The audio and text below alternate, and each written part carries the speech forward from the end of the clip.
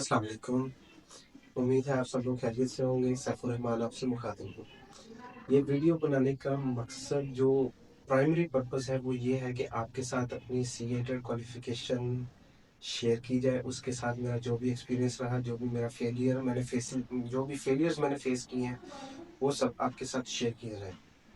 और secondary purpose ये है कि मुझे कंटेंट क्रिएटर बनने का शौक है, यानी कि आसान अल्फाज में समझाऊं तो मुझे यूट्यूबर बनने का शौक है। तो ये मेरी वेरी फर्स्ट वीडियो होगी। तो चलिए शुरू करते हैं। 19 अक्टूबर 2020 ये पहला दिन था जिस दिन एएफसी की मेरी फर्स्ट क्लास थी, यानी कि सीए का सफ़र मेरा इस दिन से शुरू हुआ। तो स्प्रिंग 2021 को एएफसी मेरा पास हुआ। तो उसके बाद उस वक्त चल रही थी ओल्ड स्कीम। ओल्ड स्कीम का आप में से मेजोरिटी को पता होगा और टीचर्स को तो खास तौर पे पता ही है।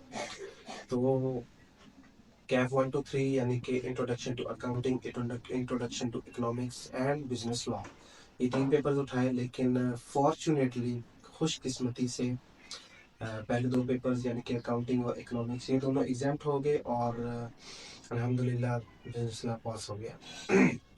फिर उसके बाद स्प्रिंग 2022 की अटेम्प्ट आई। तो उसके अंदर सीएमए, टैक्स और FR1 ये 3 पेपर्स रखे और FR1 और टैक्स ये 2 पेपर्स पास हो गए, लेकिन सीएमए फेल हो गया सिर्फ और सिर्फ 8 मार्क्स पे, यानी कि 100 में से 8। और उसकी जो मेन वजह यही थी कि मैंने पूरी अटेम्प्ट में सीएमए को हाथ में नहीं लगाया। और मेरे काफ़ी दोस्त इस वक्त ये वीडियो देख के हंस रहे होंगे जो वाकया उस वक्त एग्जाम हॉल में हुआ था। हालांकि मुझे आता जाता भी कुछ नहीं था, लेकिन उसके बावजूद मैं ढीठ होकर एग्जाम हॉल फिर भी चला गया। एनीवेज, फिर उसके बाद ऑटम 2022 की अटेम्प्ट आई और यहाँ से मेरा जवाल शुरू हुआ। उसमें ऑडिट, FR2 और सीएमए ये 3 पेपर्स रखे, लेकिन कोई भी पेपर पास ना हो सका। सीएमए 39, FR2 41 एंड ऑडिट 34 ये मार्क्स आए थे। और काफ़ी डिप्रेस्ड सिचुएशन थी उस वक्त, क्योंकि तीनों में से कोई भी पेपर पास ना हो सका था। और ऐसा महसूस हो रहा था कि जहां पर मैं 6 महीने पहले खड़ा था आज भी यहीं पर हूँ, जीरो प्रोग्रेस। एनीवेज, फिर उसके बाद काफ़ी सीनियर से और टीचर से मशवरा किया, उनसे काफ़ी उन्होंने हौसला अफजाई भी की। तो उसके बाद फिर स्प्रिंग 2023 अटेम्प्ट के अंदर ऑडिट और MFA ये 2 पेपर्स दिए और अल्हम्दुलिल्लाह दोनों पास हो गए। फिर उसके बाद सिर्फ 2 पेपर्स बचे थे, सीएमए और FR2। और पूरी कोशिश की थी कि ये ऑटम 2023 जो है, लेकिन कि ये मेरी क्वालिफाइंग अटेम्प्ट बन जाए, लेकिन नहीं बन सके। सीएमए 43 पर दोबारा फेल हो गया और ये मेरी तीसरी अटेम्प्ट थी सीएमए की।